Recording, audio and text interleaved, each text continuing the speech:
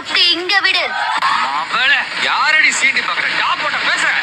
டேய் ஆத்தா வந்துட்டேன்டா. ஆத்தாவா? ஆஹா, நேத்து வந்து ஆத்தா இன்னும் இறங்கல போல இருக்கு.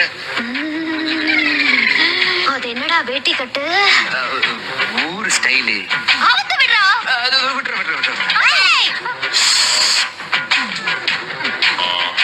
டேய் ஆத்தா வாடா. டேய் போடா. டேய் வாடா. போடா. டேய் நில்டா.